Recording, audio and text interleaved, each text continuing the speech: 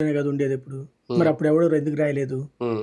ఆయన వారానికి 2 రోజులు, 3 రోజులు ఇక్కడికొచ్చేవాడు. హ్మ్. తర్వాత లాస్ట్ 2 ఇయర్స్ కదా సీరియస్‌గా తిరిగింది. హ్మ్. ముందు 3 ఏళ్ళు ఏం చేయాలి ఈడ కూర్చొని? హ్మ్. ఒకటి.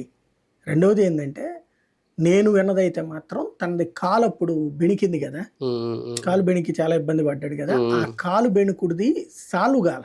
హ్మ్. అది బాగా హెల్త్ ప్రాబ్లమ్ కంటిన్యూ అవుతుంది. ఇక్కడ కూర్చున్నంత సేపు ఏమవుతుందంటే వస్తారు ఎవరో ఒకళ్ళు పలకరించడం, పరామర్శించడం, హ్మ్. వాళ్ళతో కూర్చోవాల్సొస్తుంది. వింత పత్రాలు ఇవ్వడానికి కూడా వస్తున్నారట. రోజుకి 200, 250 మంది వస్తున్నారట. హుహు. వచ్చినోళ్ళ దగ్గర ఈయన నుంచునే తీసుకుంటున్నాడు ఆళ్ళ దగ్గర.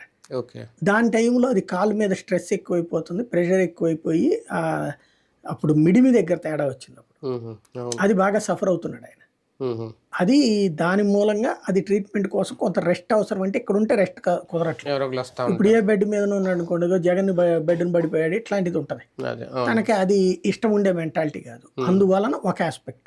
అవును. అంటే నేను విన్నదైతే. అంటే హ్మ్. వాళ్ళ పార్టీ వర్గాల నుంచి ఉన్న విశ్వసనీయ సమాజం. హ్మ్. రెండో కాన్సెప్ట్ నేననుకోవడం ఏంటంటే, ఏం చేయాలి ఇప్పుడు ఇక్కడే కూర్చొని మాట్లాడకుండా ఉంటే కుదురుద్దా? మాట్లాడాలి. నెక్స్ట్ స్కెచ్ ఎయ్యాలి గదా! హ్మ్. హ్మ్. నెక్స్ట్ అవును. స్కెచ్‌కి అవును. ప్రిపేర్ అవ్వాలి గదా! అవును. రేపు ఏం సభలో ఎలా చేయాలి ఏంటి వ్యవహరించాలి, అనేటువంటిది. వ్యూహం ఏంటని. హ్మ్. దానికి మరి తనదంటూ సెట్ చేసుకోవాలి. మరి ఇక్కడే కూర్చొని